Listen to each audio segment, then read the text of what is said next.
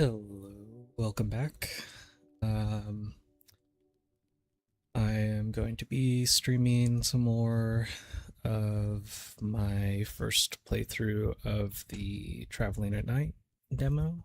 Uh, if you'd like to watch the first part of that, it should be in my Twitch past broadcasts as well as on my YouTube page. I have chosen to point my camera today at my cat Sam over here, the sleepy little guy on his pillow.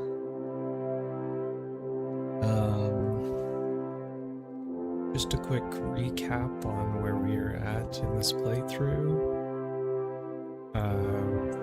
We've explored a little bit of the town of Montibe, I believe it's pronounced. My pronunciations of French words are not going to be on point, and if you would like to correct any of them, feel free to leave a comment. Anyway, Heart's Desire, I must find Nina Lagos. My heart's been very clear about that since the day I returned to the world. Nina, as they say, knows where the bodies are buried. Possibilities. Dr. Albier declares he will tell me where to find Nina if I stay a few days at the Sanitarium and attend sessions with him. Albier, however, has already reneged on one arrangement. There are likely other possibilities at the Sanitarium to winkle the information out. Dr. Albier, the simply smiling director of the Sanitarium aujourd'hui. So we have a couple options on how we can proceed here.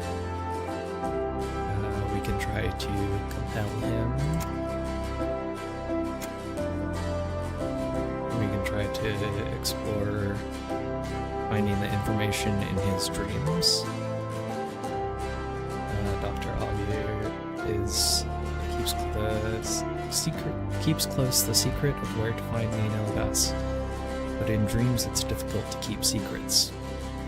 The mantis has fallen, but we still dream. Dr. Albier must go somewhere to dream. A sufficiently skilled nictodronist might follow him there, or perhaps there's another way.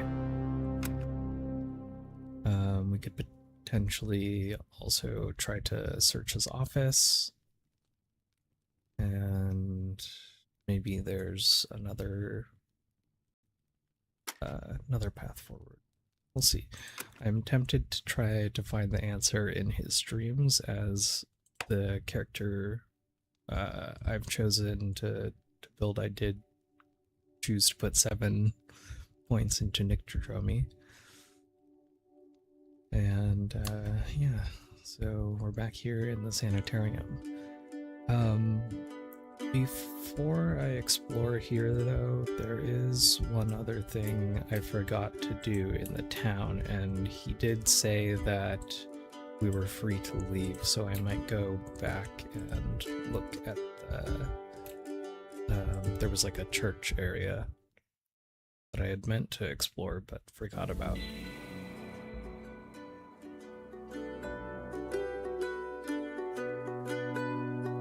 Go back over there.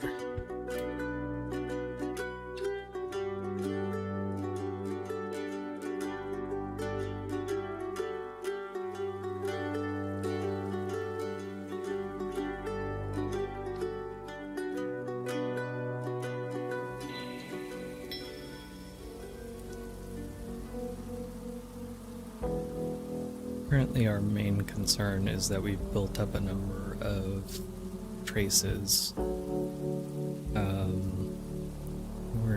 We've dealt with a small amount of dread and fascination and weariness, but we might want to be a little careful about giving out our real name or otherwise allowing people to notice us.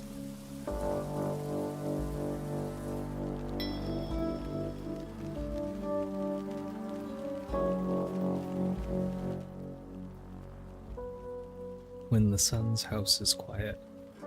The priest blinks slowly, as if struggling to focus. Father Jaume. Light perpetual shine upon you. Did you wish to... But wait, let me see. Is it you? Father Jaume approves and is now receptive. It is. Then you'll open her eyes. Her. Saint Reparata's eyes. Hollow of spirit and brazen of heart, she said, and that you would open her eyes. The priest turns to gesture at the stained glass window behind the altar. Her name, you see, is Reparata, but not her only name. Mine is Jaume, and that is all the name I own. Father Jaume has asked for my assistance in opening the eyes of Saint Reparata.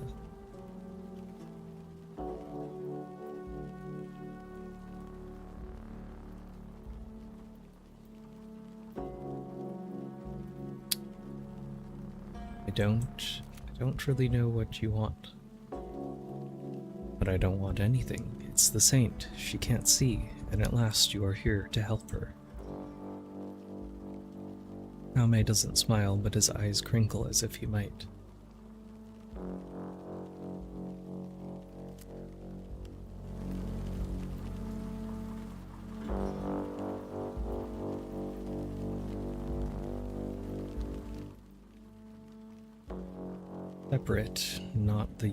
Separate not the unity of thy word. The Book of Suns, the Church's holiest text. The Church of the Unconquerable Sun acknowledges fore,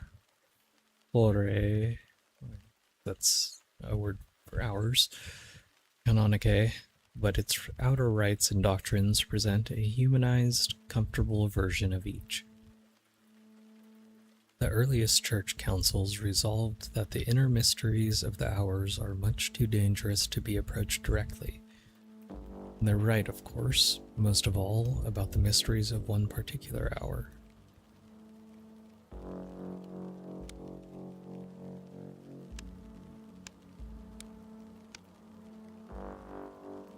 The Menascate, the unforgotten mirror.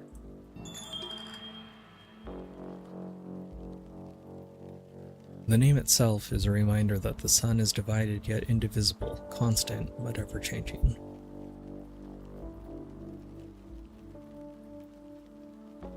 Looks like we don't have a great chance of either of the two options. We have none of the matching skills. Illumination, Hushery, or Oromachistry and Birdsong. Let's read silently from the book.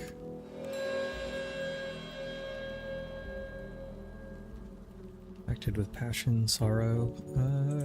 Let's take a look. We don't have enough aspects to force a success here. That's fine.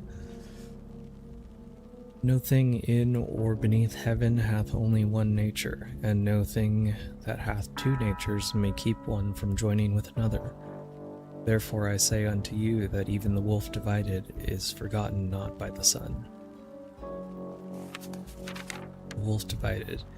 He unmaketh, he unmaketh, he unmaketh.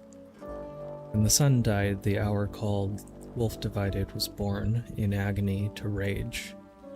But the sun has not died only once, he's risen many times. When did the wolf divided come into the world?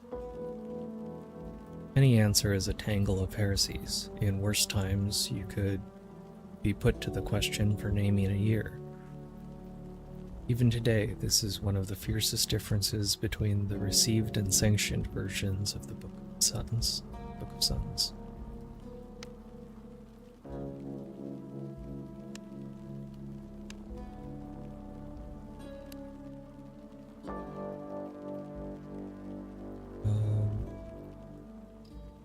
With night.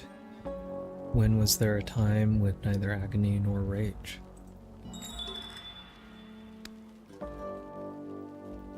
We've gained a fascination, 3 forge experiences. Our fascination's now at 1. Chrysophoria, the first stage of a kind of delirium. A controversial passage in, I forget whether it was the received or sanctioned version, and the binding is plain, without clues. The name itself is a reminder that the sun is divided yet indivisible, constant but ever-changing.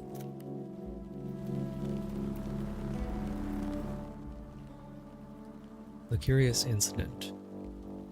A wounded greyhound wrestles with serpents, eyes blazing. I remember the story. In the Provence of 700 years away, a nobleman leaves a greyhound to protect his infant heir. On his return, the child is absent and the greyhound's jaws are stained with blood. In rage and terror, the father kills the dog. Then they hear the child's cry and find it under the cradle, along with the monstrous serpent that Guinefort has slain.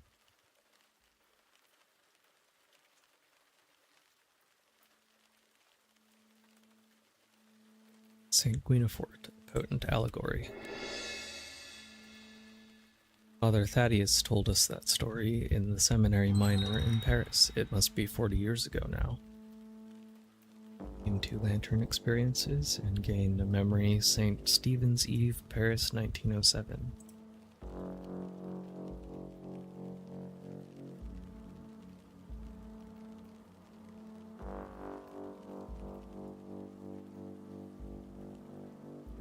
A complicated lesson, the wolf divided, the hour of rage and pain, incarnate in a wounded dog. Great kindness turned to horror. Over the years, the story has sown a whole crop of heretics.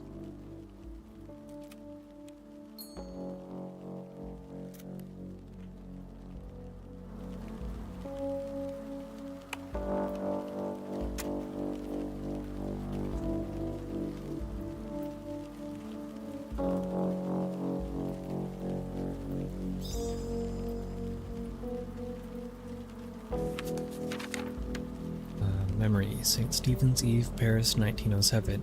I had gone from the stinking dankness of the orphanage into the clean, narrow chill of the minor seminary. My past. A serious place, but I was 12 years old that winter, and it is difficult to contain 12-year-olds, even those who lack my particular talent. There was a snowball fight on the cobbles. We conducted an operation for the larceny to liberate chestnuts from their cellars. We burnt our fingers, all of us, and afterwards we had the ferrule across the hand. But that part is only punctuation now. Sunset on the snow.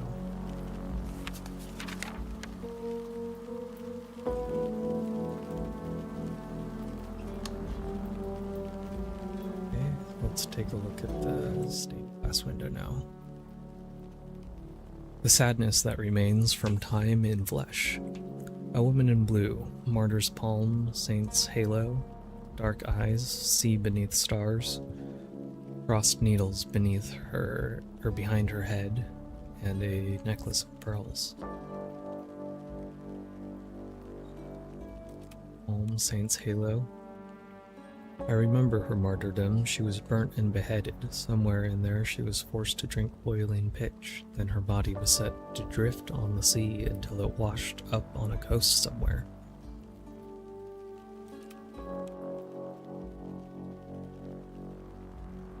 Guess the imaginations those bishops had. The woman in blue, a martyr's blue garments, starry sea. She's the patron saint of the city and of fishermen, sailors.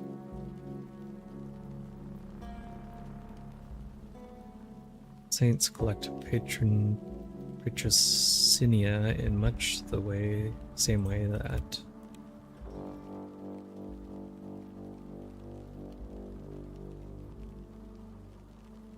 Magpies collect trinkets.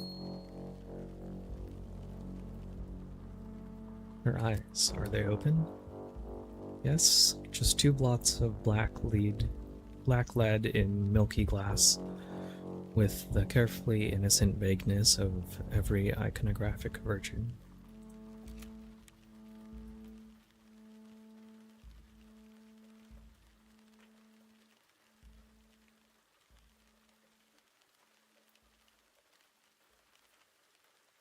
We'll use our observation here. Anything else? A necklace of pearls and tailor's needles crossed behind her head. Neither is a recognized attribute of Saint Reparata. Provincial saints and their venerations, who knows?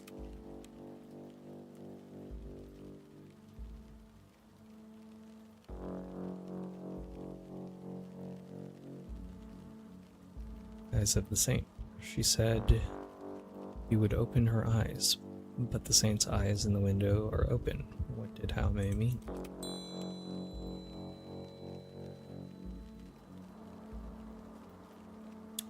Choose carefully. A little knowledge is a dangerous thing. If you use occult tools carelessly at random, you'll often make matters worse. Before you begin, make sure you know what you're dealing with.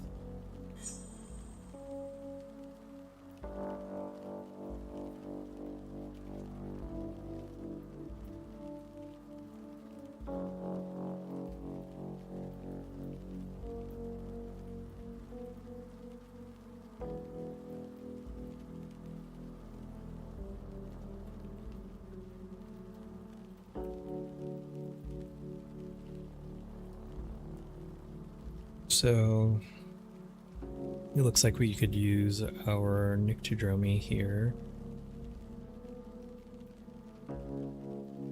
Try a charm on the window to separate or excise conflicting influences.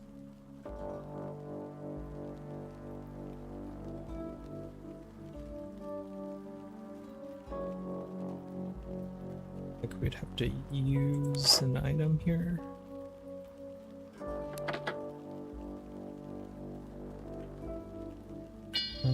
Let's not do that quite yet. Dr. Father Helmy again.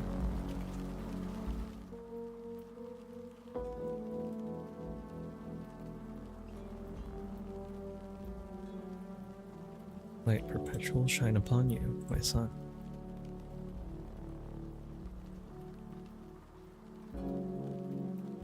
True as far as it goes. How may I was ordained at Plymouth Cathedral 30 years ago now. Oh, I should have known. Forgive me, my friend. Honestly, I couldn't say whether or not I'm still bureaucratically a priest. I moved on before the process was complete. For all I know, the Vatican lost the paperwork, but either way, the mark remains. Don't be silly, Yahweh. That I would open her eyes, the window, the saint, or... Oh, yes, yes. A melancholy, friendly crinkle of the eyes.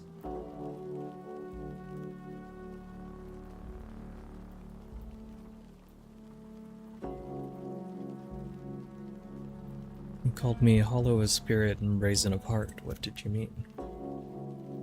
Yes, an absence, then you found a presence, no? Not to fill your emptiness entirely, but a union. The saint will bless it.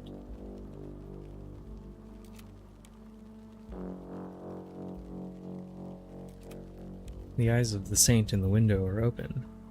Oh, in an iconographic sense, yes, Saint Reparata is always depicted with open eyes. She watched everything they did to her, the poor thing, but when the saint's eyes were open, we'll see it in the glass. He wishes only to see.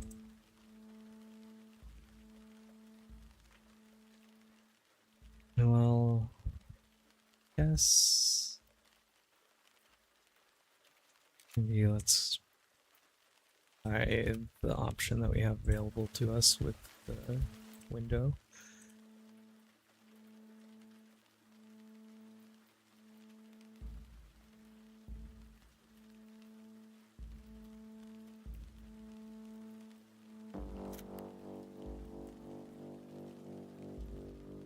even though we did receive a tooltip warning about it. Used razor blade, expel. The words echo, circling the vaulted ceiling like carrion birds. The echoes intensify. The roof trembles beneath the rain. Is that thunder? It does thunder when it's raining, that's not unusual. Oof, gained 2 dread, 2 weariness. 2 weariness is enough to make me languorous. 2 dread, I'm growing uneasy. Not just thunder, gloats the night. You have insulted the power that dwells here. Father Jaume's voice is low and fearful. Sometimes I fear the saint.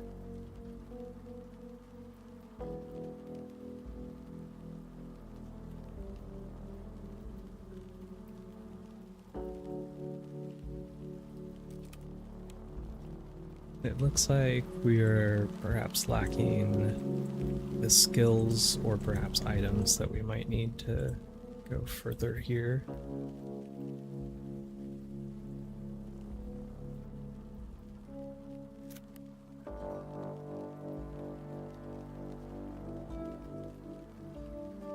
I'm curious to maybe try this option even though we have no chance of success.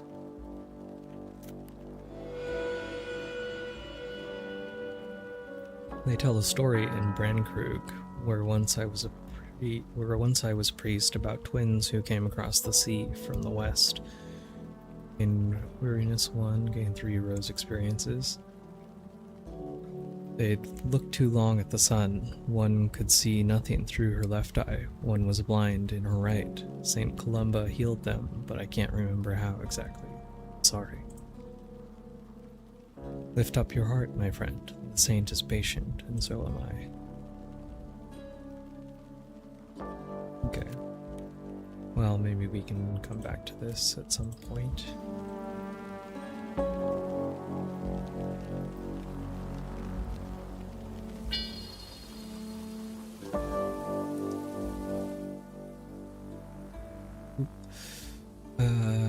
So we haven't talked to this character yet either. So below, Leon, a young man blinks resentfully through the curtain of rain running off his cap, and is now weary. Yves Admiral de France, chef d'etat, the undisputed ruler of a disputed state. Though his anti-Icarian sympathies have won incorporate recognition for the state, Darlin's regime is still a hive of ex-collaborators, but Darlin has held elections, banning Gaullist and Icarian candidates for security reasons, but reluctantly allowing women to vote, and reversing les statutes de juifs. Even the most vigorous Vichyist hardliners are more hysterical now about Travelers, Tarasques, the Carapace Cross, and other hybridities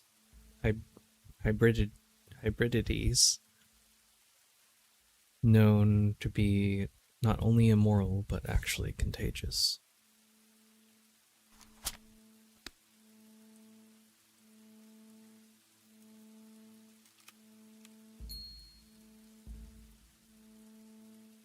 Milician Leon, state your name. I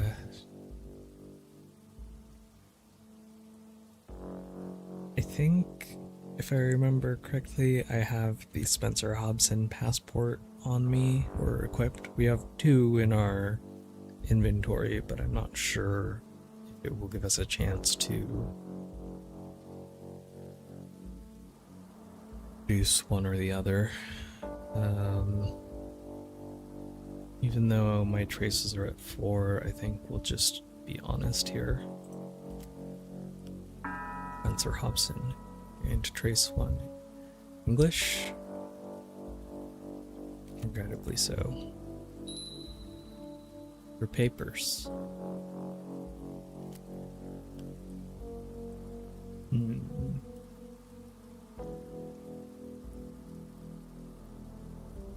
I guess we show him our British passport. Here, I'm a subject of Her Majesty. Well, we cannot choose where we are born. Snuffle of hilarity. Let me see. This appears to be in order, Monsieur Hobson, unless there was something else.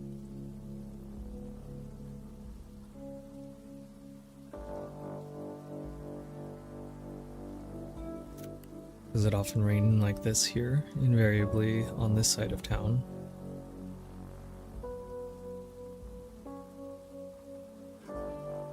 And you out here on duty? I'm sorry. It is nothing.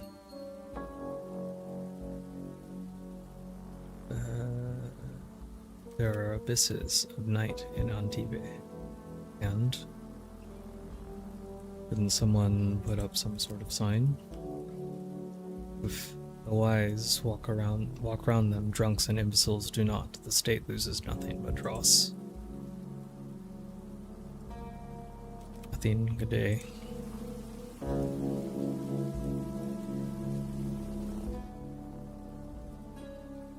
As above, a tricolored French flag, but the central band is marked with the Francisque. I am sure I'm pronouncing that word wrong.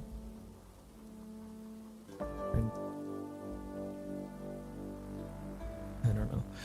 The starry double axe, which has become the emblem of the French state.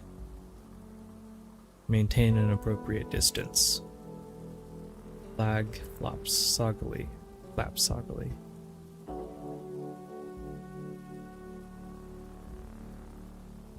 What's it remind me of? It reminds me of the horned axe, but no one puts a secret god on their flag, and double-bladed axe symbols are nothing unique.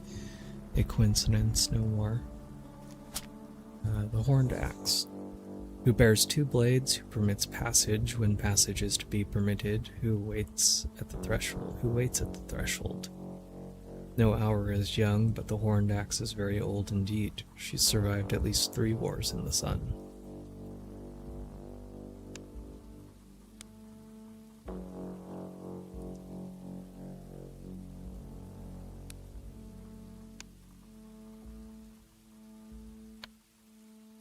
She permits passage or forbids it. Her purpose has always been to separate and distinguish, and so the witch and sister is her enemy. I wonder. France is divided, Antibes is divided, the axe is the hour of division. Never so simple as cause and effect. The hours no more intervene in human affairs than the wind intervenes in the trees, but...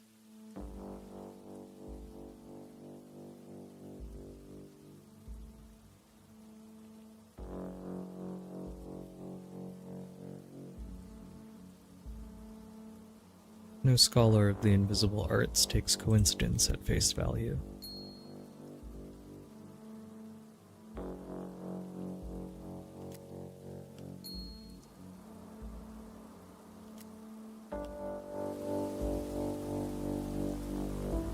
Okay. Head back to the Sanitarium.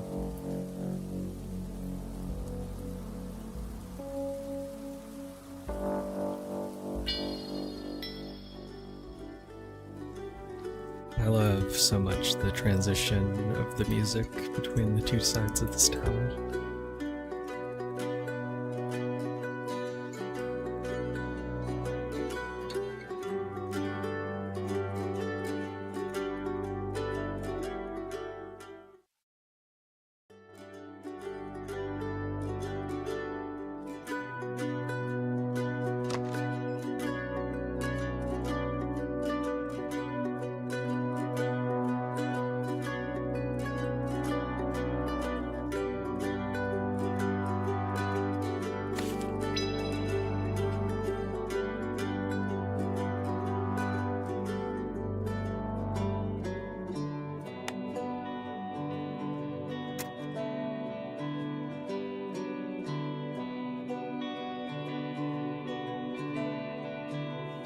Unobtrusive notepad.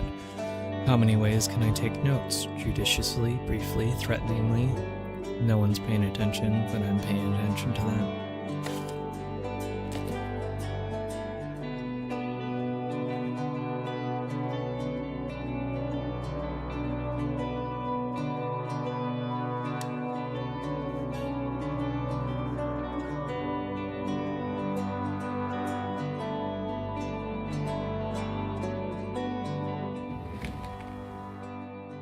Pablo Picasso, Woman in Armchair, 1941, oil canvas.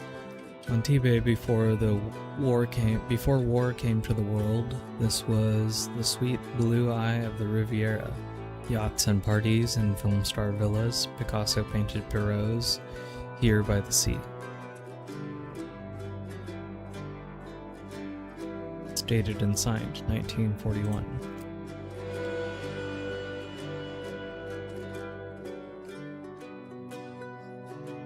That's long after he painted his Perraults and long after I left the world. I have no idea if he was even in Antibes then. Okay, our weariness is getting a little high. We're 4 to 6 weariness. I could use an app. Current weariness 4, -3 to all skill checks. Great. Who was she? Yes, this response was conditioned by your choice when you came to Antibes. You will rarely be explicit about how your earlier choices played into consequences, but we wanted to confirm that even tiny choices sometimes have tiny relevance.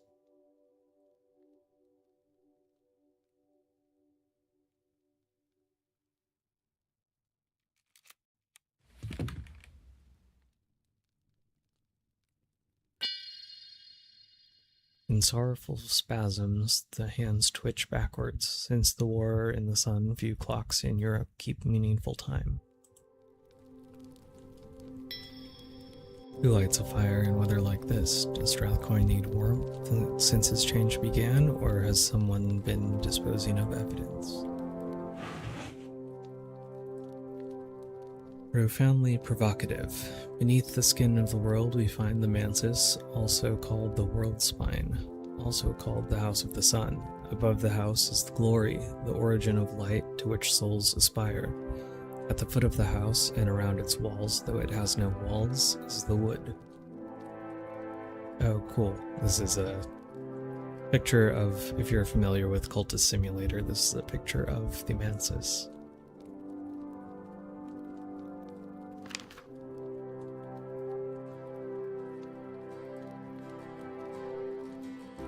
Glory, above the mantis, inaccessible, incomprehensible, and almost imperceptible to even the most refined thought or flesh, a serene brilliance persists. Some church theologians have suggested that it's an inflection manifestation through which Sarai proceed. Others have disagreed, sometimes to the point of ignition. Sarah. Imagine a ray that descends from an infinitely distant source of pure light. Imagine it passes through a series of prisms, each of which refract it into subrays and child hues. But that ray continues with its essential quality unchanged, until it ends as the thought that you're having right now.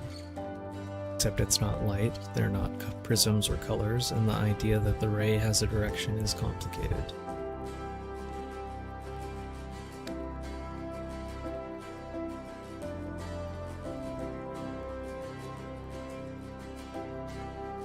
Below the house, below the house, below the house, the little joys of night. Or, don't think about worms, don't think about worms. Don't.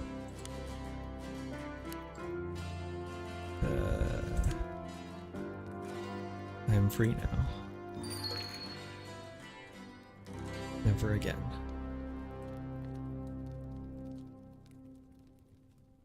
Okay. Step away for now. Talk to this fellow here.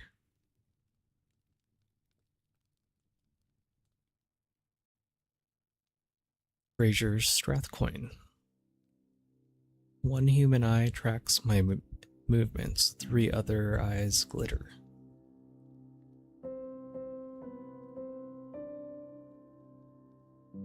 You'll be Hobson then. An honor to make your acquaintance, sir, but you have the advantage of me. Fraser Strathcoin approves and is now receptive. My name is Fraser Strathcoin. Did you have business with me? Really just a social call, Mr. Strathcoin, but if I might impose on you to answer a few questions.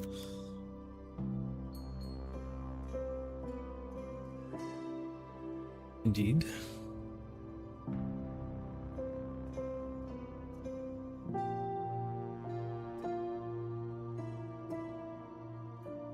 Strathcoin waits.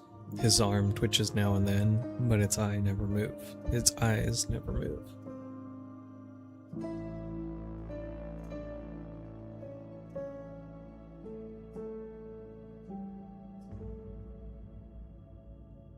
What on earth is going on with your arm?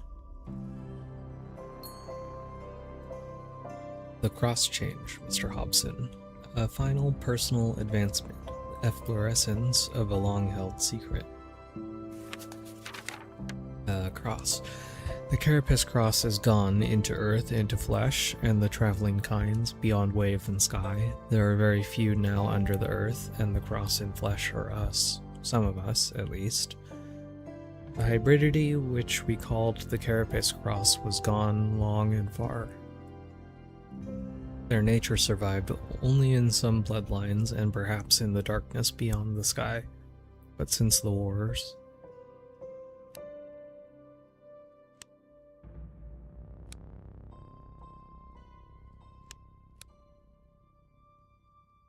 Changing. Everything is changing. It's inevitable.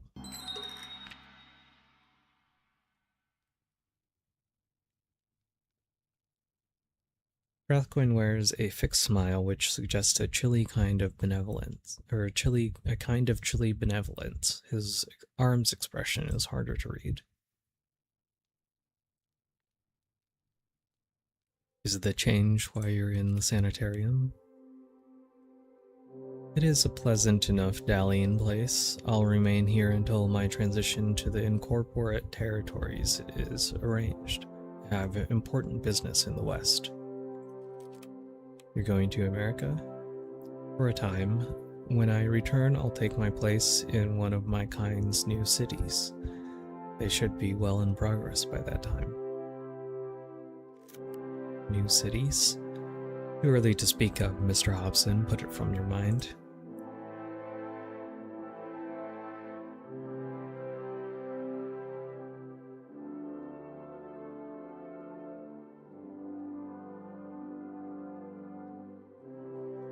Nina Lagasse.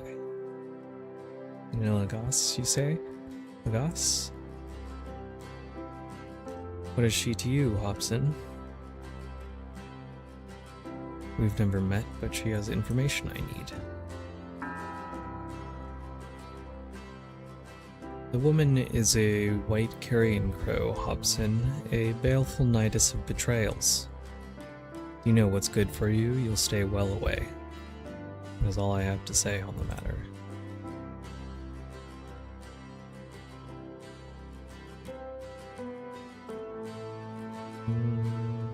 Alright. Good day, Mr. Strathcoin.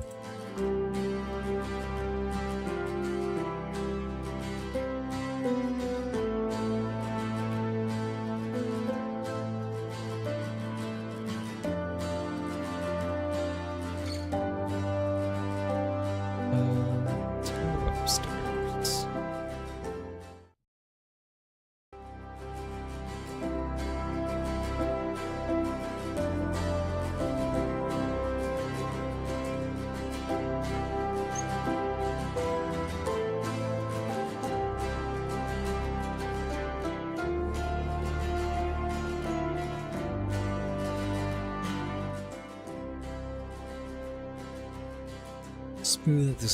Smooth as glass.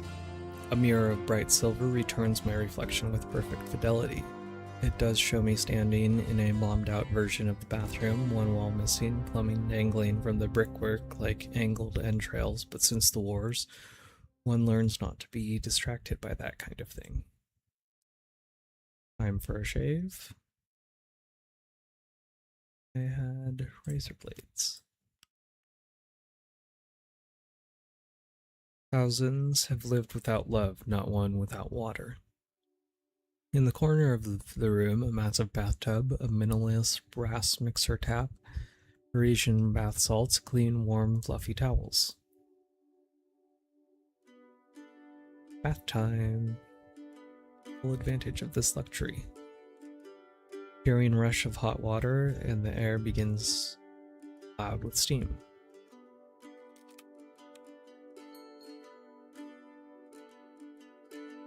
A blissful period of entirely nothing. The rail grime, the soot and sweat is all gone. Lost a weariness and a pain. Down to 3 weariness. I've perked up a little. I'm no longer drowsy, just languorous. At last, it's time to get out.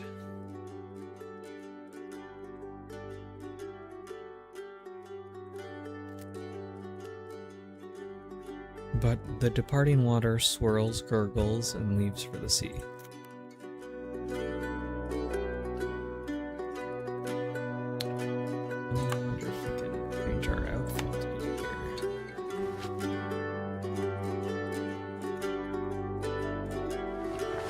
No, okay, so private enough for us to disrobe, but not private enough for us to change our outfit, I guess.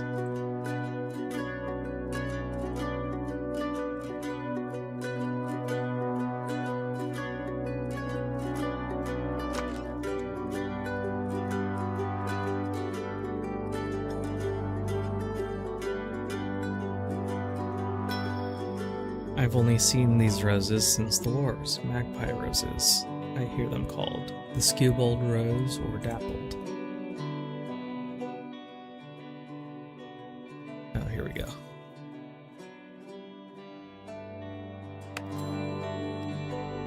A fine and private place. You found a private place to change outfits. You start with 2, the one you stepped off the train wearing, and your dressing gown. You're probably exhausted by now. Consider resting to heal troubles. Switch to your dressing gown in your outfits grid and you'll be able to sleep. You might want to switch back to your daytime outfit before leaving your room, although the other residents of this place are reasonably relaxed about that sort of thing.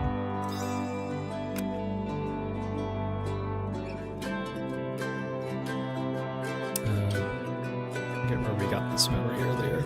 Memory paradox. The moth, the grail, and the egg unhatching all tell different stories of the world's beginning. One of those stories is the oldest, but it may not be the first. Abbess Nona, Abbey of St. Brandon. Abbey of St. Brandon. A wealthy medieval center of learning, but a surprisingly obscure one, despite its notorious vivid book.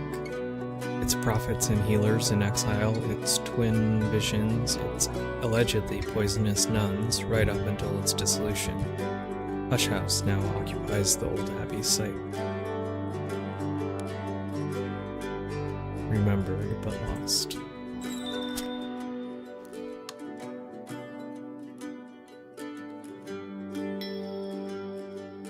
Whatever passes in front of this mirror, it displays only a shoulder of black rock between a scattering of snow. Sight, sense, and light are all sometimes casualties of the wars.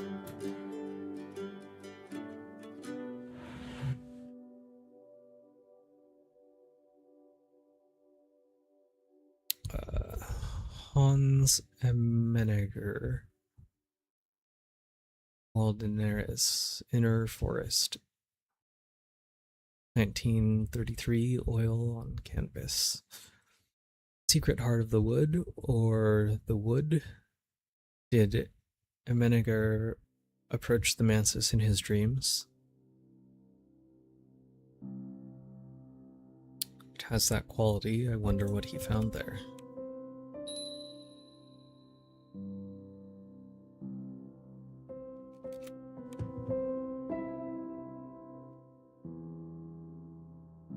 Sleeper's Wake. No more delaying. An unusual device displaying the current time in black glyphs on white tiles. As I watch, the two smaller tiles at the end flip regularly, updating the time display to the precise second.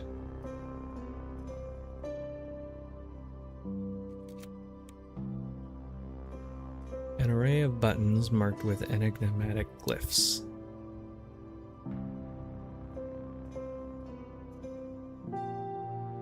Examine the glyphs closely to determine their function. These three are pretty clear, actually. They'll allow me to set an alarm to wake me.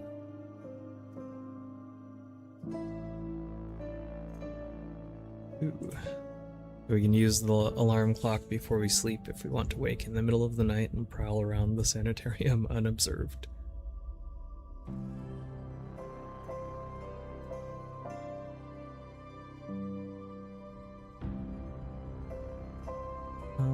Let's go ahead and do that. Click where click. If I sleep in this bed tonight, I'll wake at midnight, sacrificing a restful sleep for the ability to explore untroubled by busybodies. We may change our mind there, but let's see. Explore a little bit more.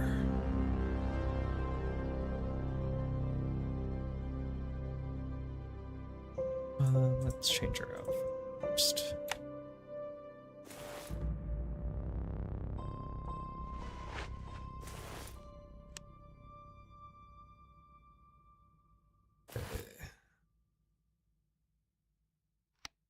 Go back into our summer frivolity.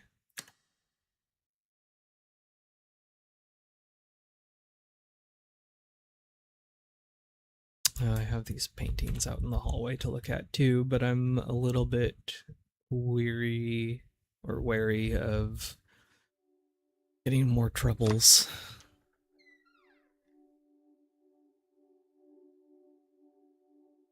An interesting room.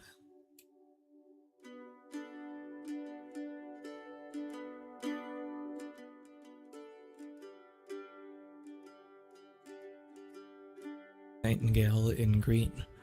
A woman in green. In this part of the world, they would say she is between two ages. Her eyes are steady, perhaps a little cynical, not obviously unkind. Rhodia Vleshau. A new twist for our little exile knot. My name is Rhodia. Welcome to this house. Thought I'd lock the door, that's odd, but never mind.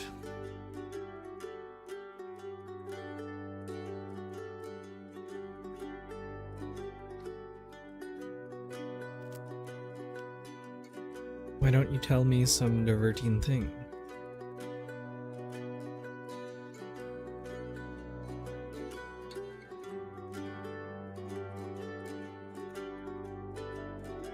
Madame Rhodia, a pleasure to make your acquaintance. My name is Spencer Hobson.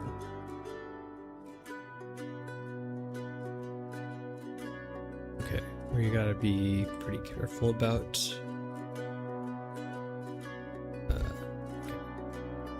our traces are now at 7. Starting at 7, there's a good chance Spencer will be arrested if he visits a station, government buildings, or anywhere else they might be watching for him. At traces 10, this will become a certainty. Rhodia. Ha! Not all of Europe's gentlemen are dead. Spencer's an English name. You were far from home. Further than you think.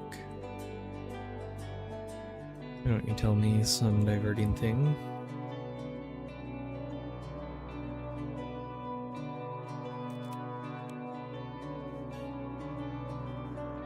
Rhodia's smile becomes more sardonic. She raises her skirt a little. Her calves are furred with mosses and spotted with lichens.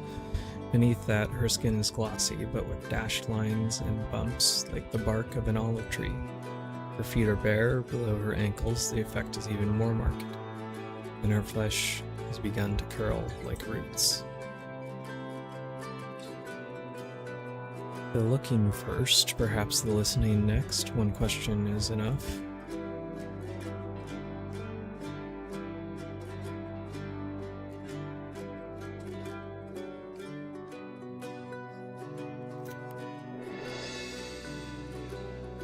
The wood of the chair has begun to bow and twist yearningly toward the flesh of her legs. The magazine is also crinkled with green where her hand touches it. The other hand, however, the one holding her cigarette, is almost clear of greenery. My little vice protected me, so it seems. Tobacco's poison, so her doctor says, purge animalcules from my tainted skin. And we all know the deep wood fears the fire.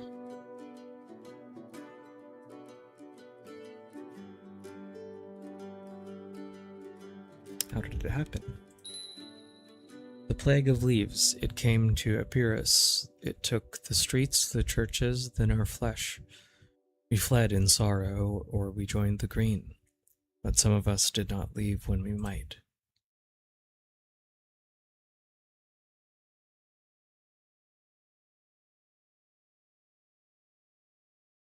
I also have an ailment.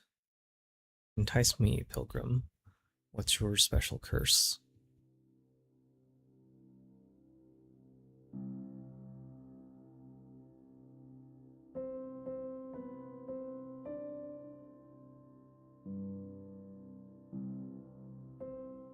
I was hollowed out by worms, although now I'm recovering. Rhodia frowns, stubs out her cigarette, lights another. I don't know what that means, although it doesn't sound like any state I'd choose.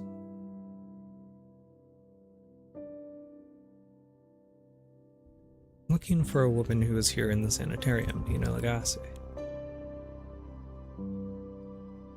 A man who seeks a woman always wears a certain air. It's one I know too well. Yes, I knew Nina. What was she to you?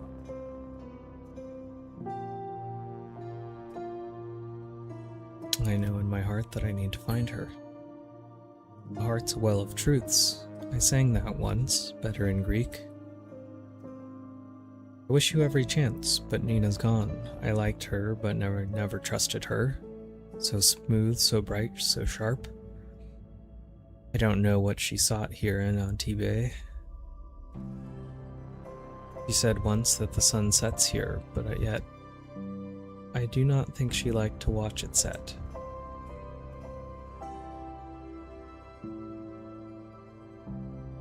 Do excuse me, Rhodia. I have to go.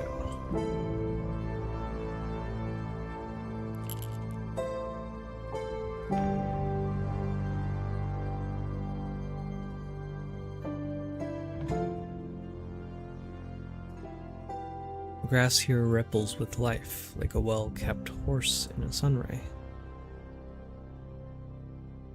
Good place for the arts unconsidered.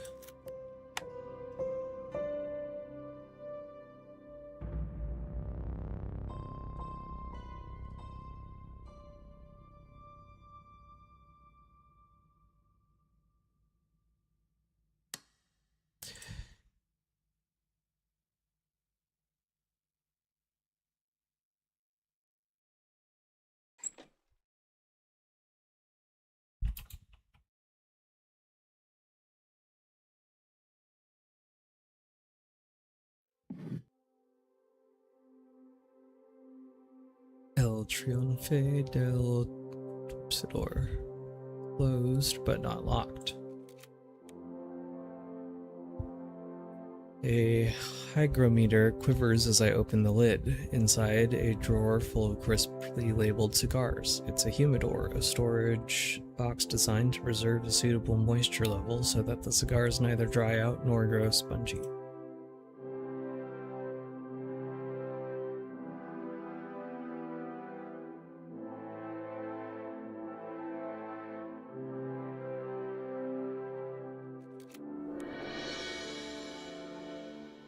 Romeo y Julieta Churchills, all the way from Cuba. They're not even rationed. They're just wildly unavailable. How did Strathcoin come by them in a sanitarium in the unfavored end of France?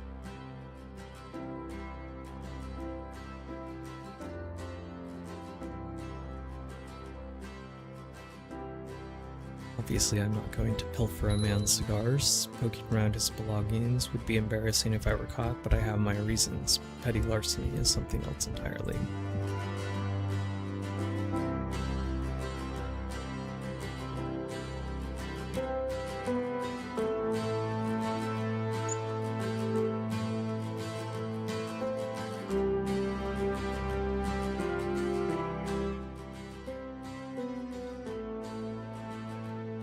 A wiry, handsome man.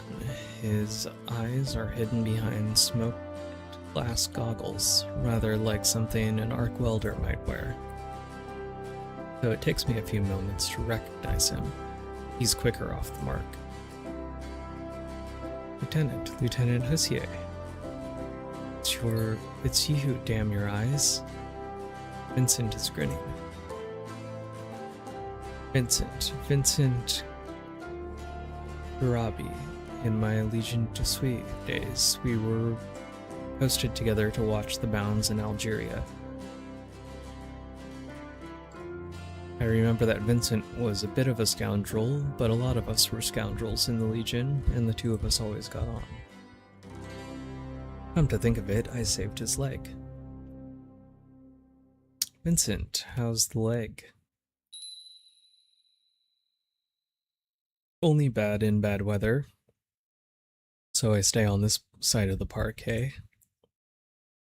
Weren't you dead? What are you doing here? Can I trust you? Of course you can. Once a legionnaire, always a legionnaire. Honneur et humanité. Remember? In a memory, Eve of St. James the Greater, Khorasan, 1934.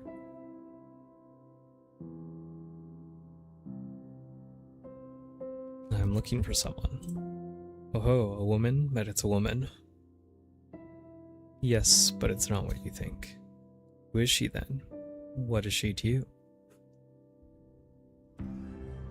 Who is she to me? I've never met her, but her name is Nina Lagasse. Yeah, she was here not long ago. Don't know where she went. I'll keep my ears open though, Chef. When I know, you'll know. It's Vincent. Nothing, Chef. Listen, are you a visitor, resident, staff? I think I'm a visitor. Avier thinks I'm a resident. Welcome then. On the other side of this curtain, well, residents are allowed to talk to each other, so go in there if you're feeling brave. What do you mean? Sorry, you can't talk about it. Gives it power, but you'll be fine. It won't hurt another resident. What's you about, Chef?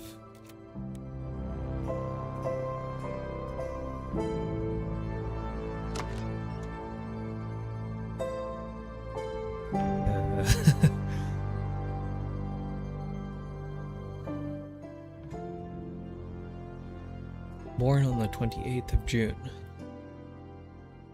A human-height block of something brilliantly luminous, almost hidden beneath a heavy velvet drape. Damp spots on the drape, drops of water on the floor, a hazy chill in the air of the room all suggest that something is ice. Who has come to Sanambre? Whose heart and whose name? Come closer, my dear. Let me see.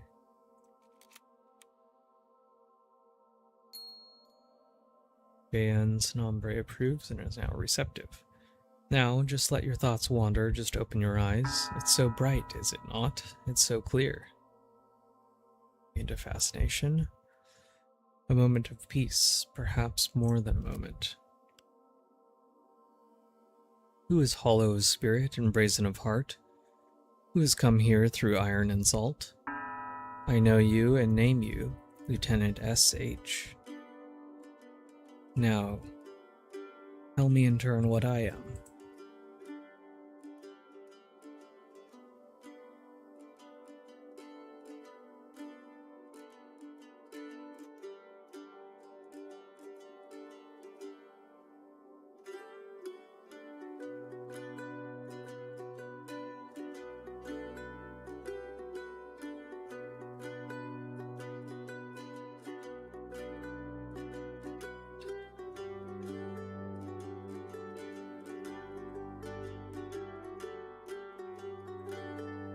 We'll try this check. You're a Fulgent, a Lantern Long, a bodiless immortal of the Company of Lights. And you're trapped in a scrying, here in the wake, because someone back in the Mansis has destroyed your scryneway. No Fulgent would risk staying in this long in a scrying of something as impermanent as ice. Acknowledge your insight, disparage your tact, we'll agree that it is as you say. The Nombre is listening, tell her what you seek. If it touches her whims, she may help.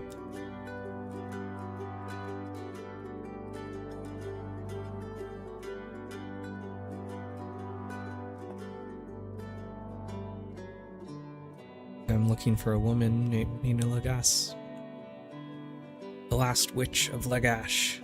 A traitoress. A fraud. Ah, of course. Compulsion of brass.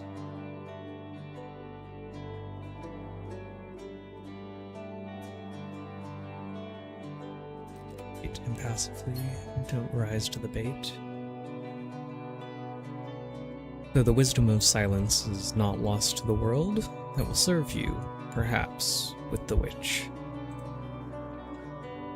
Well, Nina has left us, that much you must know. The director dreams brightly of why. Would you walk in his dreams, then, to learn of her fate, if you offer me what I must have?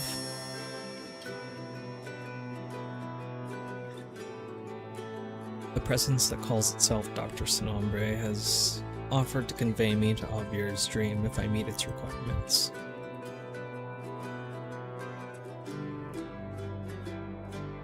What price would you accept to take me into the Doctor's dream?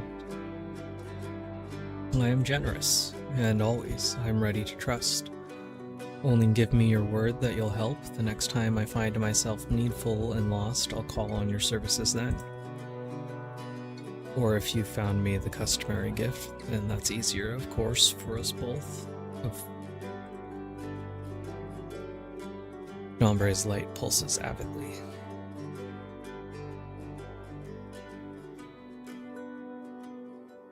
What safeguards would you offer to take me into the Doctor's dream? Oh, banish your fears. I won't feast on your thoughts. I'll offer the oath you prefer.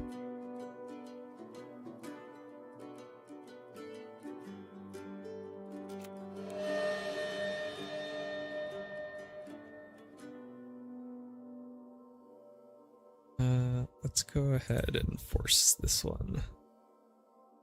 Consider safeguards when dealing with a lantern long like this. Any number of binding oaths suggest themselves. There are ways to be safe.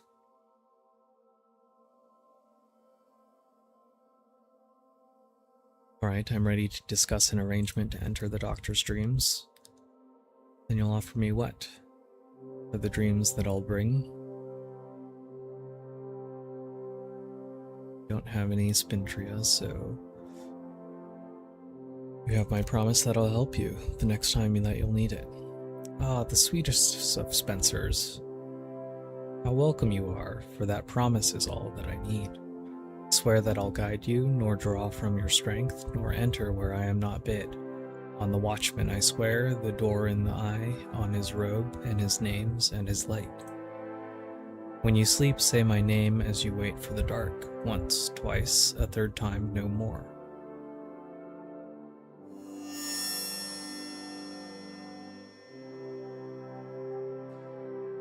I look forward to meeting again on the other side of sleep, Shining One. A pity the Mansis is barred to us both. I would like to speak more with your heart. It is rare to share history with one of your kind, but we'll have to make do with what's left.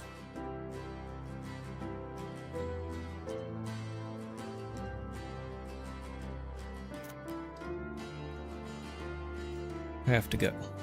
But you will not forget me, petitioner mine. Sinombre will dwell in your thoughts. Perhaps. Okay. I feel like that interaction wasn't the worst.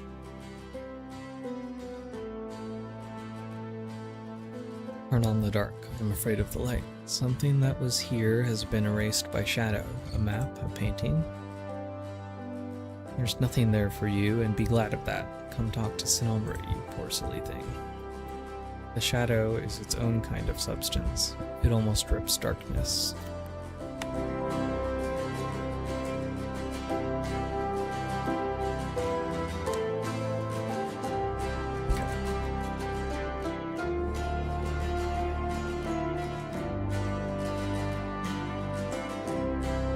I do want to interact with some more of these lore objects and paintings, but again, I'm a little worried about increasing our troubles too much.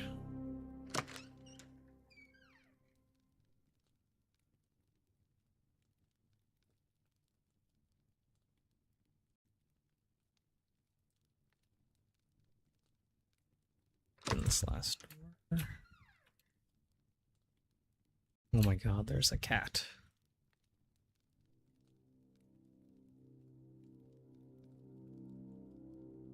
Cute cat.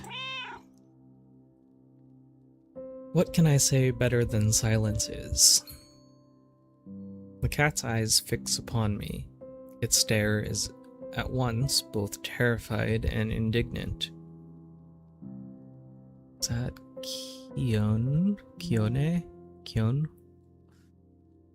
Kion disapproves and is now wary. Charming little creature.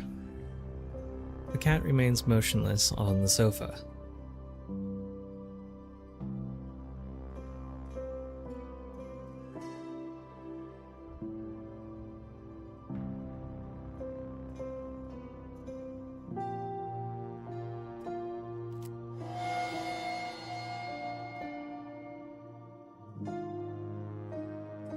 No, the ears apparently are not for us to touch.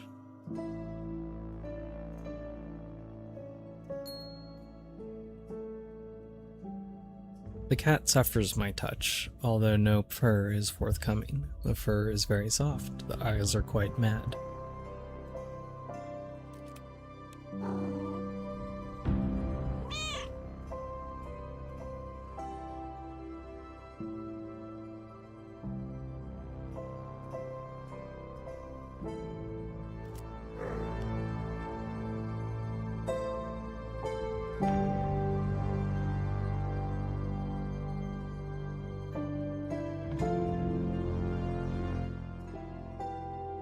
We all came from the sea.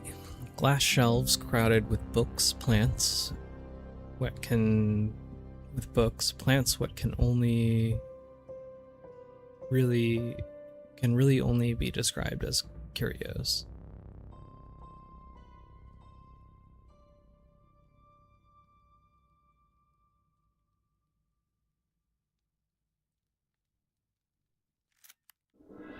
Sea-hued glass, beach glass.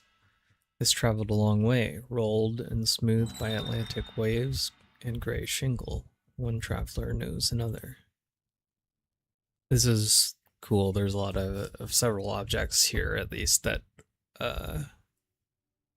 you come across in Book of Hours.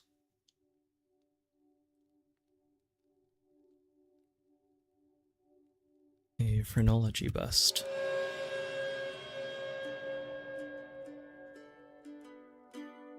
We're one off here, so let's go enforce rescue a success. Can't be certain, but this looks very like a bust that stood in a tower room in Hush House. I remember it because the joke was that it was a real skull waxed. One day I quietly checked that it wasn't.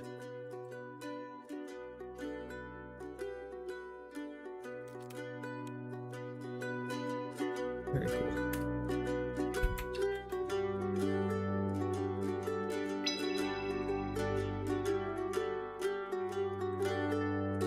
Rotate lazily, circling dragonflies. Since the wars, clocks have grown unhelpful.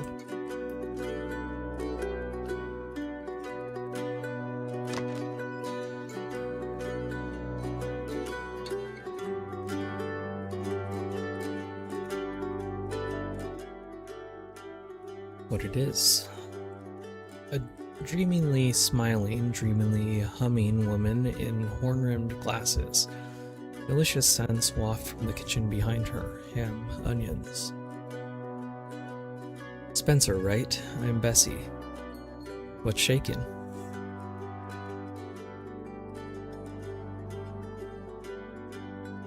Does everyone here know who I am already? Word gets around. You hungry? This omelet. I think I went too far. It's really 2 omelets, maybe 3. I'm going to need some help. Ravenous. Western omelet coming up. The omelet is excellent. Fresh eggs, peppers, ham, all of those are difficult to come by. Bessie eats with surprising enthusiasm. She talks with her mouth full. She even hums with her mouth full, or she taps her fingers to the rhythm, always variations on the same swinging, gentle tune.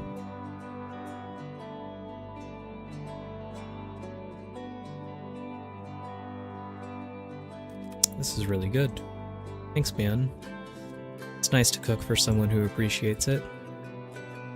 The Doc's a vegetarian, Rhodia is always on a diet. The Strath doesn't like foreign food, though Vincent and Matt, those cats, have appetites.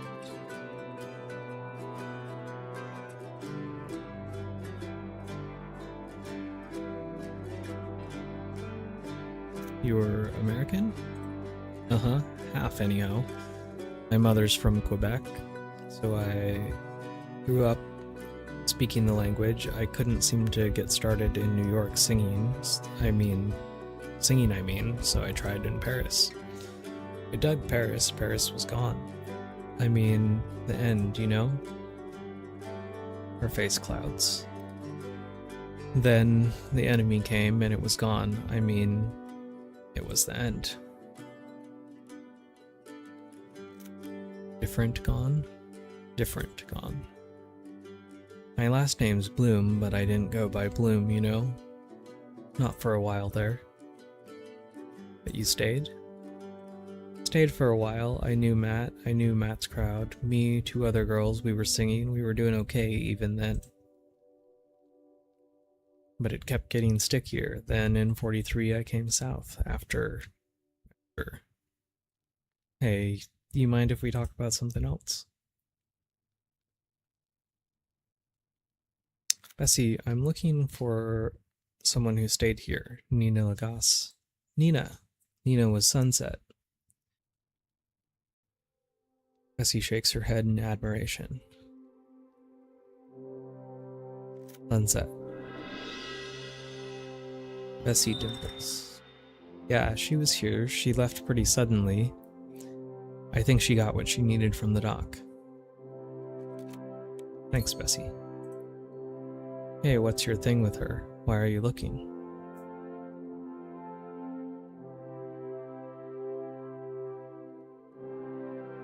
Let's say I'm following my heart. Ah, okay. Funny thing? That's how I felt about coming here. I should go. Thanks for the omelet, Bessie.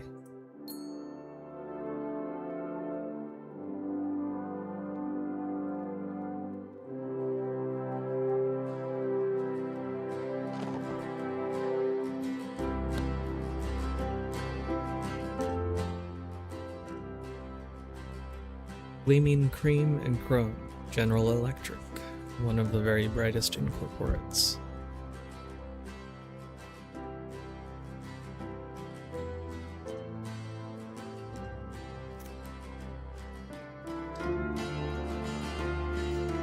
Okay, let us go rest, and we'll unset that alarm. Try to go into the doctor's dreams.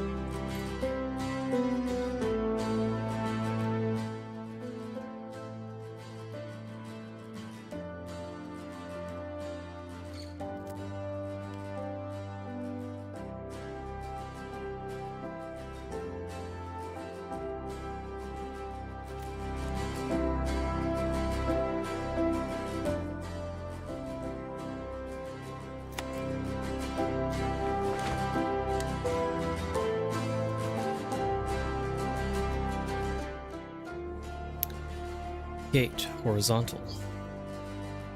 Goose down mattress, plump pillows, warm blankets, kindly provided for by the Sanitarium aujourd'hui. Day-night troubles, sleep to cure them.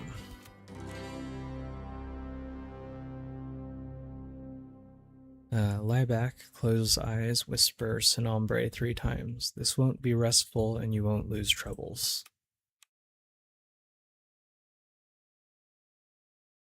Nothing obvious happens. Eventually I drift off to sleep. And I'm here, as promised. I can't take your hand, Sin Nombre has passed beyond flesh, but now turn to my light and consider my voice, and we'll see what will open to you.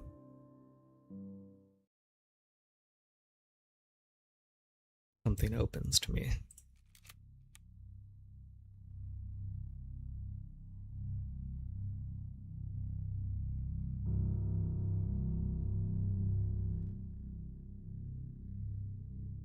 Lieutenant Colonel A.C. Welland, Atlanta, 1865.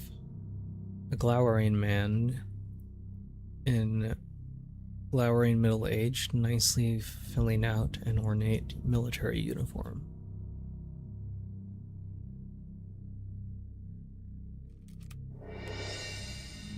There's something odd about his hair. Is that a wig? The painter has faithfully rendered it slipping slightly. He's bald underneath. Forged long or hairless, of course. Welland was a forge long with military inclinations, a member of the Society of the Noble Endeavour, who were often alchemists and generals, British royalists. What was he doing in Atlanta in 1865, and why does he feature in Aubier's dream?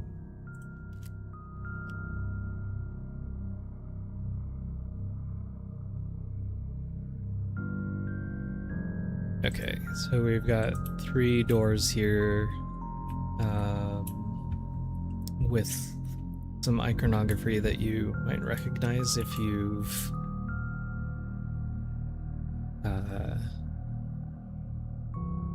played Cultist Simulator. Let's go in this one, which I believe is associated with reason.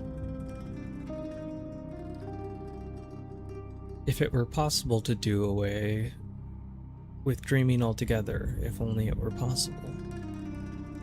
A panel of varnished wood, doubled with the symbol of an open eye.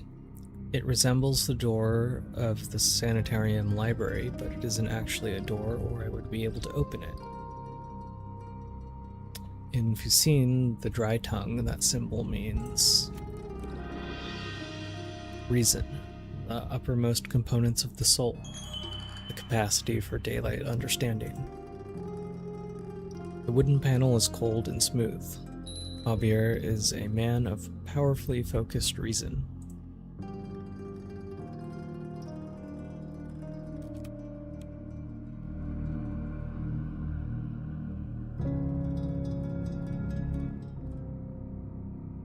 I will strive, M. Hobson. I will achieve, I will rise. A panel of dark wood daubed with the symbol of a closed eye. It resembles the door of the Sanitarium living room, but it isn't actually a door, or I would be able to open it. In Fucine, the tongue of witches, symbol means passion, intuition, the hidden rivers which flow beneath the soul.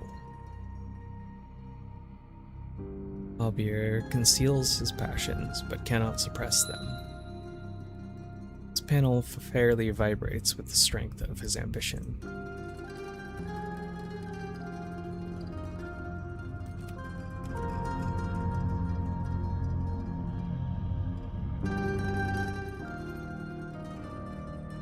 My duty is to heal my patients, but my methods are my own. Daubed with the symbol of a cross-charged heart. Some surgeons have been known to pray in the dead tongue called Fucine. In its written form, that symbol means health, the body, the soul's dwelling place. Aubir treats his body with respect. This panel is solid and well fitted.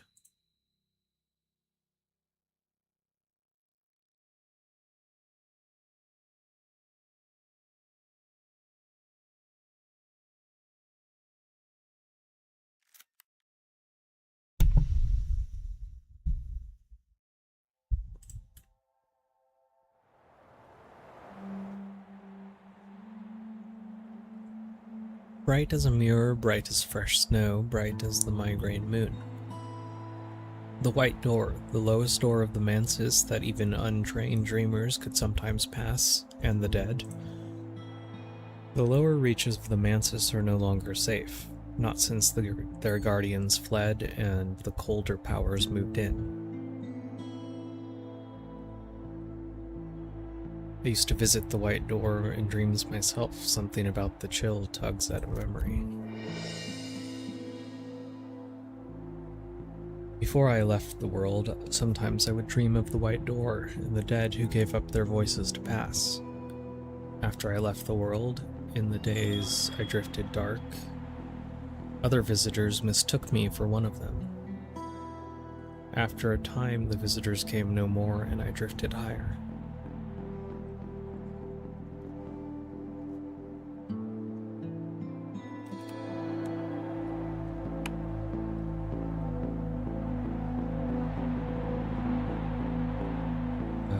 This memory.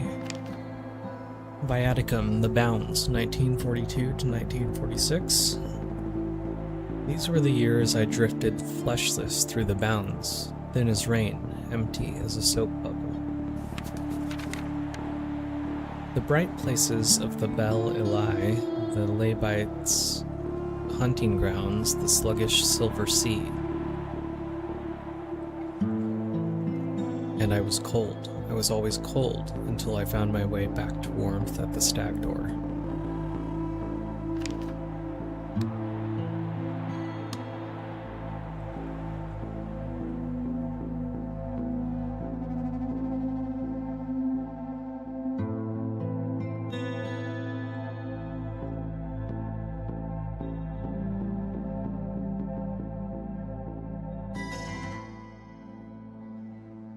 Worm of Worms. My portrait, Julian Cosley, 1924. The unmistakable, sensual, intelligent, uncompromising features of the immortal magus Julian Cosley.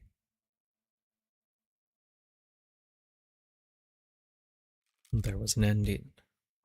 The Bureau believed that he was killed by a rising competitor, but a winter-long like Cosley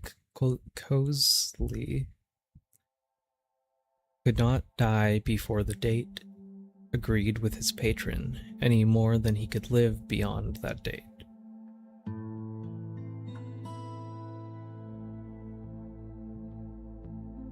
Still, he was much diminished, a pity. Cosley had an extraordinary mind.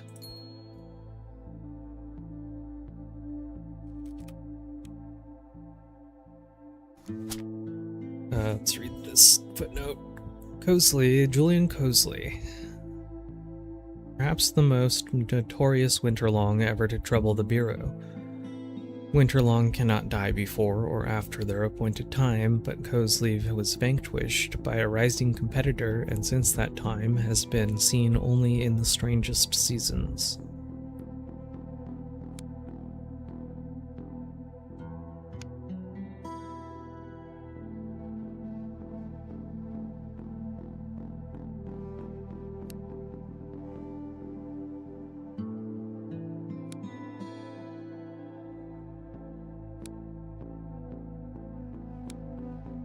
Obliviate.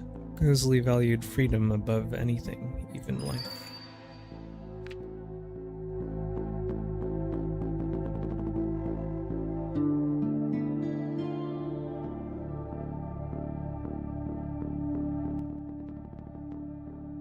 Inside Aubir's defenses, but not all of his defenses. Monsieur Hobson. I've been thinking about Nina, about Mademoiselle Lagasse, I mean. Thinking what? She is a very compelling person. I discovered that she only came here to learn about the Ravelines. I know that she has no use for me, personally, none at all. And yet, I dream of her.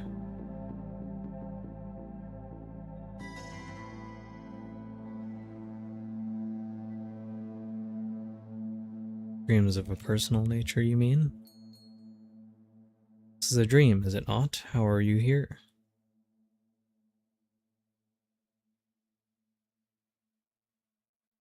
Am I here? This is most likely a conversation with yourself, or with your idea of me, in other words, a dream.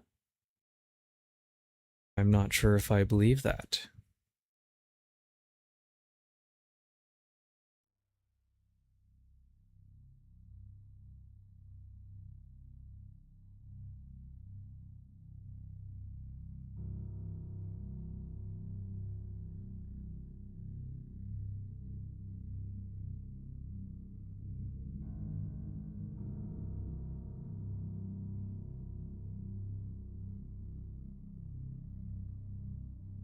I wish we could take a look at the skills and their associated aspects.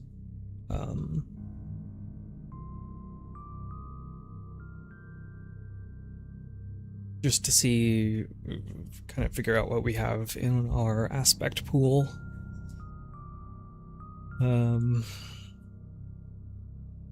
I think we'll just go for this option here. Here's a dream bargain for you. If you tell me something about Nina, you'll learn something about me. You're curious, aren't you? I am curious, and this is perhaps only a dream. Very well, share your secret, and I will share mine.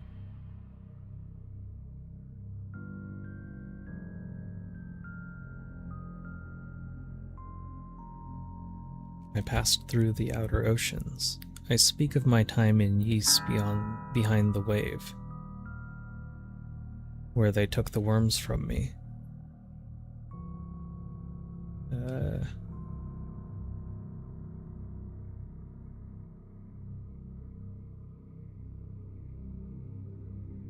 Okay, our traces are now at 10. Flight. Traces 10, they're on my heels.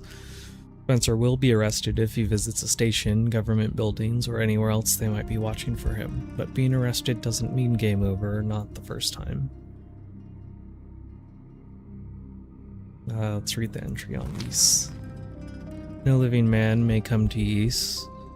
So when I passed through Brandkrog the final time, when I left the world behind, I drowned, symbolically, perhaps more than that. I was a prisoner. Even after they drew the worms from my soul complexus, they kept me caged, but I am very difficult to cage.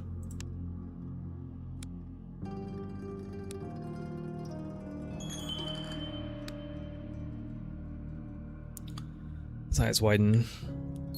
I do hope that I remember this when I awaken again. Very well. Nina travels with a circus. She left it to come here. She left here to catch up with it. The name of the circus was Rosamundi, and its next destination was the city of Mimata. That is as much as I know.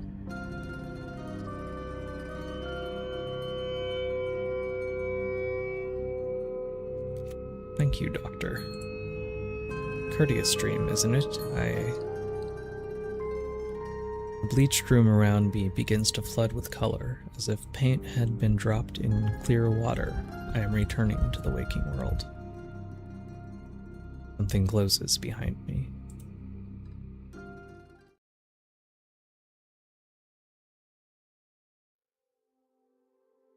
Waking up from Mansus dreams is often painfully abrupt, like falling from the sky or being cast up on a cold shore under a cold sun.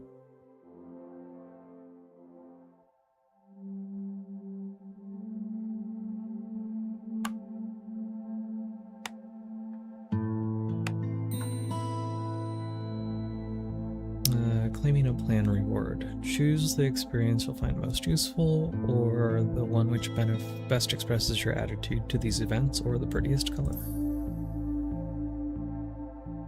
Dr. Abier keeps close the secret of where to find Nino the Goss, but in dreams it's difficult to keep secrets. I've learnt what I needed from Dr. A in his dream.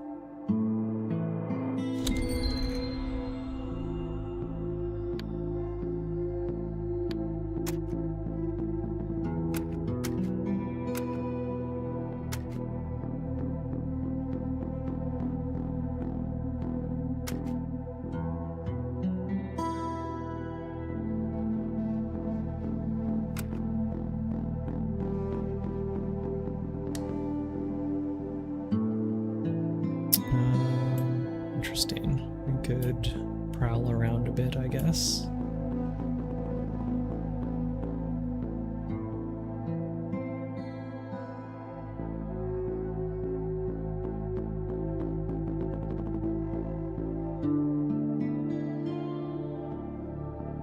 I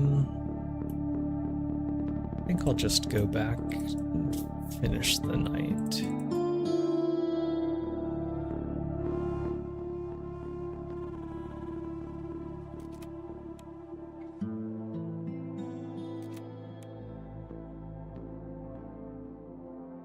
Household turbulent, murky hours.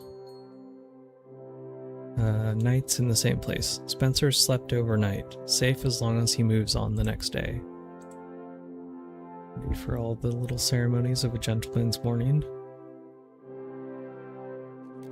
Make the bed as I had to do in the seminary long ago. Tuck and straighten the bottom sheet. Top layers smooth and flat. Corners neatly mitered. Pillows straight. There.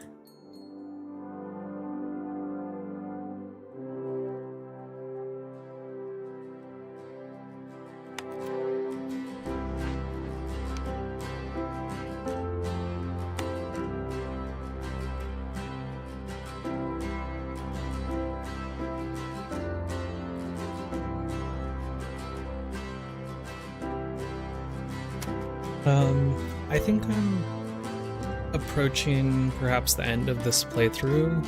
I know I didn't look at every single thing. I do want to save some amount of mystery for myself on perhaps additional playthroughs, or, you know, I might end up putting this down until the full release, just to not really spoil myself on a whole lot. But I do want to find out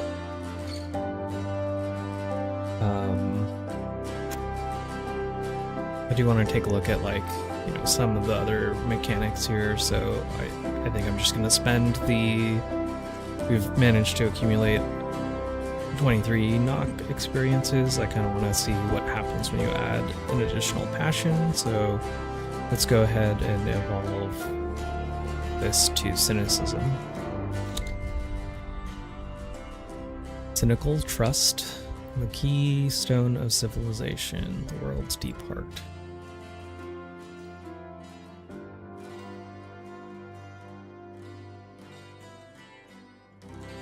Yeah, good luck with that. The death of faith in human nature, or daylight's chill. Cynical choices are lonely, cautious, practical. Evolve this passion to cynicism, which contributes knock and winter to your aspect pool.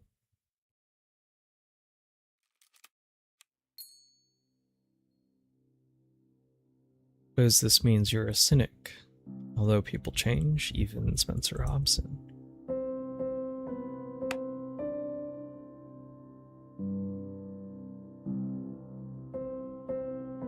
Okay, interesting.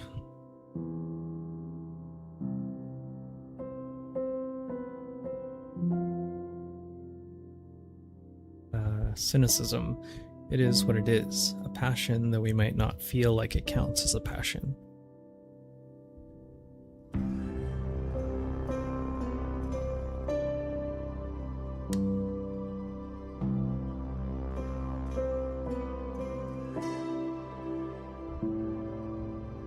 Let's just double check the journal again real quick. So we know where Nina was headed, and I'm curious now if we try to go to the station, since we have all these traces. I don't know. I seem to recall something about traveling is a way to get rid of traces. I wonder if there's any other way interacting with stuff in the world, or maybe using the crafting system, if there's a way, but we'll have to find out. I'm gonna talk to the cat one more time.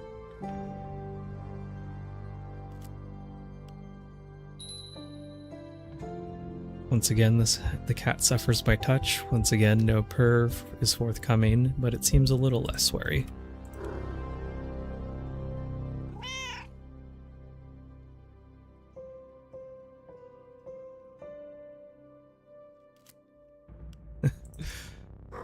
I wish there was a little more dialogue there with the cat. I wonder if maybe if you have some different skills, if there is.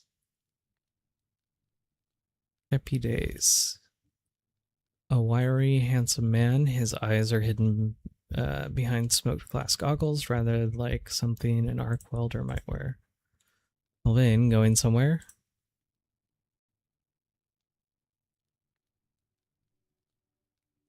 Away, is that likely to cause difficulties for you? Heavens no. Want company?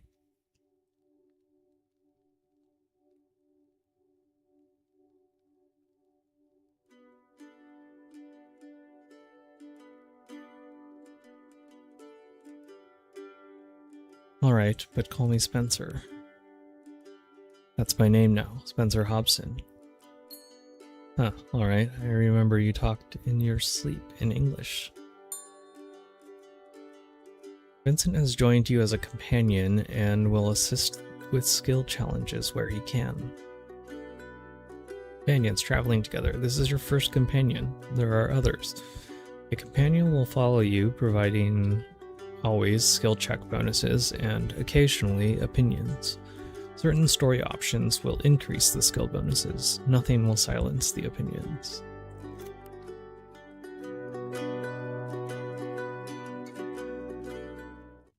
That's cool.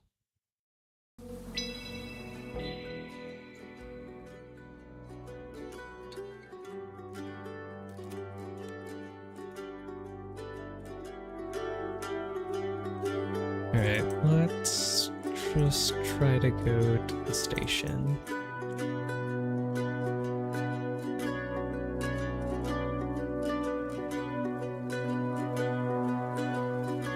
My understanding is that once we try to leave, that should be the end of the demo. And again, I know that we left a decent amount unexplored, uninteracted with, and there are, we could do additional playthroughs, which I may or may not want to do. I might want to wait until the full game is out, but I have quite enjoyed this demo.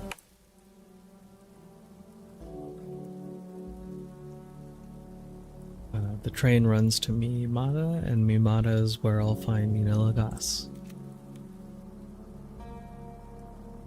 The Point Conus waits at the barrier, moodily clicking her ticket clipper. Beyond the barrier at the platform, the train gleams and growls.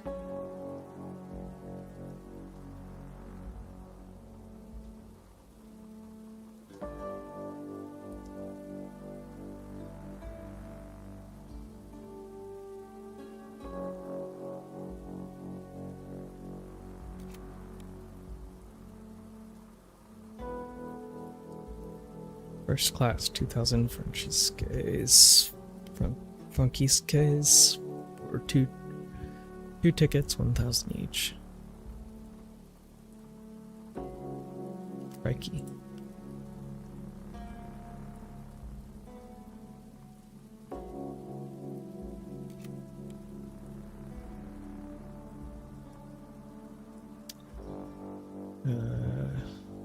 traveled third class from Alexandria, slatted wooden benches and students bawling drinking songs, sometimes cages of chickens. Just once, a small but desperately plaintive goat. I didn't get much sleep.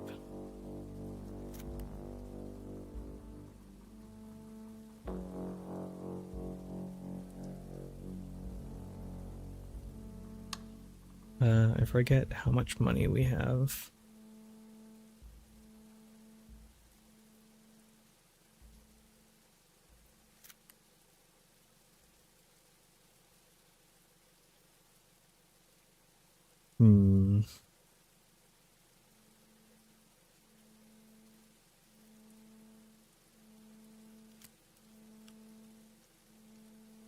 Today's edition of The Sheaf lies on another chair. I could wad it into a bottle, start a fire, take advantage of the commotion.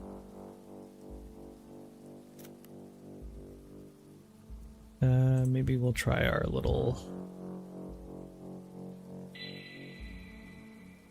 diversion.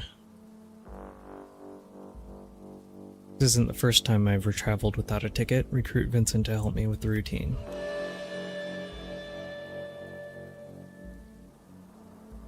We don't have any of the aspects needed. The Quinus is not flustered or confused. Her eyes are sharp and quick. Retreat, regroup.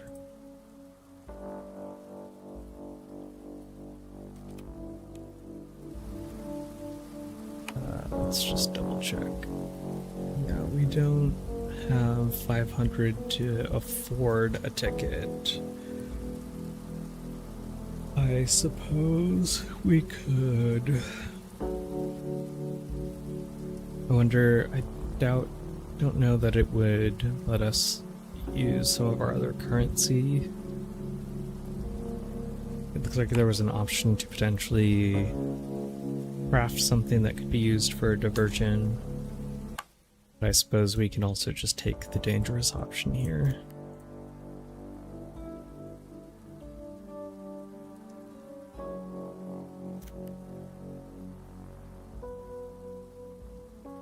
There's no other option, so be it. Wad the paper into a ball, touch the lighter to the ball, stuff it halfway down the side of the cushion. Walk calmly across the other side of the station. Vincent shrugs uneasily. Bad times. A minute, 2 minutes, 3, and I can smell the smoke. 4, 5, and I hear shouts of alarm. A bell begins to clang. Someone staggering to the waiting room holding a bucket of sand. The Poinconus is delighted by the excitement, hurries from her post to help. Hurry to the platform. With no valid ticket, our only realistic choice is third class, where inspections are more cursory and distractions are plentiful. Board the train. Good to be on the move again. I think I might have outstayed my welcome here. Train's whistle streaks with joy, and then its engines drive it forward into the night between cities. Sit forward and watch the journey. The pewtered surface of the Baideongus falls away. The rain slams the sky closed. The hills rise around us.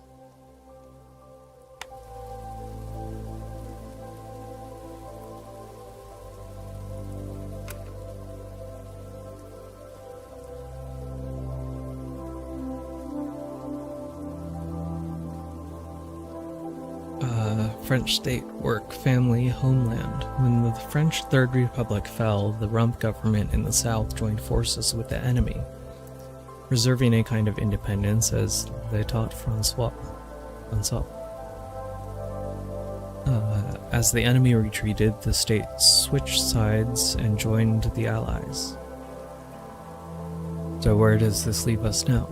With de Gaulle and Darlan rattling sabers across a new carved border between a Rump Fourth Republic and an authoritarian parafascist state. Mibata. The town in the forest is the forest in the town now. Entry requirements. Spencer can travel here without crossing a border. Current trace is 12. This route will remove 5.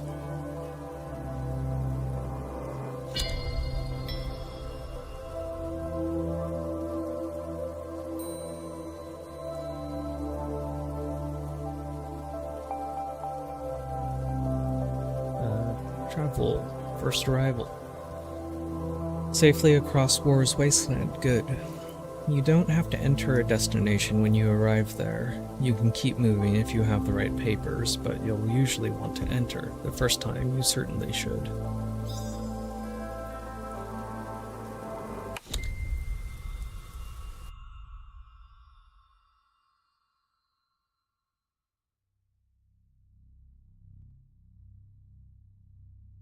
And their music smote heaven and earth, and terror struck all living things. The train's roar fades into the distance, its echoes follow like beggar children.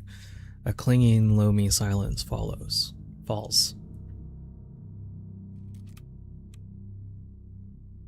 Not quite silent, birdsong, leaf rustle, and off from behind the post office, the faint strains of Melodian.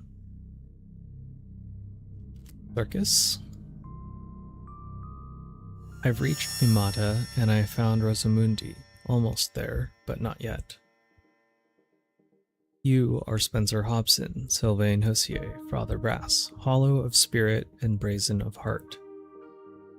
This has been the Traveling at Night demo. We are Weather Factory, Lottie Bevan, and Alexis Kennedy, and we look forward very much to bringing you the whole game.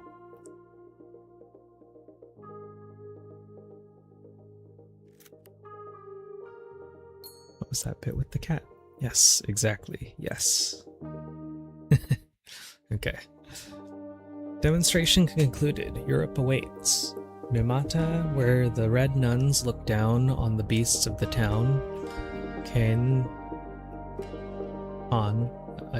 Is that Khan? No. Okay. Khan. Where the new king's catafalque smolders. Mahogany. Under its amber. Berlin, red-litten, Prague, cross-hived, with its stairway ever down, and at last your final destination. You are the one who passes every door, conjure your new self, confess your schemes, and just when they think they have the measure of you, disappear. Think someone else might enjoy this? Send them a link so they can wishlist it or try the demo. Okay, so that was our first playthrough of the Traveling at Night demo. Thanks for tuning in. If you're watching this back later with the VOD, feel free to leave a comment if there's anything that I missed that you'd like me to check out in a potential future playthrough. As far as streaming goes, I might return to the Book of Hours playthrough that I started a few days ago when I was wanting to brush up on some of my Secret Histories familiarity. Book of Hours is the game of between Cultist Simulator and Book of Hours. I have much more time in Book of Hours. I wouldn't mind doing a Cultist Simulator playthrough on stream either. Outside of that, I might explore, I'm kind of a little bit in the CRPG mood now. I've played a little bit of Baldur's Gate 3 in the past. I think the last playthrough that I tried of that, I got somewhere into the first bit of Act 2 and then kind of put it down, and it'd be nice to go back to that game as well. Some others that I was thinking about, I don't know that, I guess it would probably be considered a CRPG, that I'm interested in playing is the Warhammer 40k Rogue Trader game. And then I would also be interested in playing some Disco Elysium. I played a little bit of that one, but ended my first run very early into it and kind of set it down and didn't start up a new one right away, so I haven't gone back to that one in some amount of time. Anyway, if there's a particular one of those games that you would be interested in watching me play through, again, feel free to leave a comment, and thank you for watching. Good one.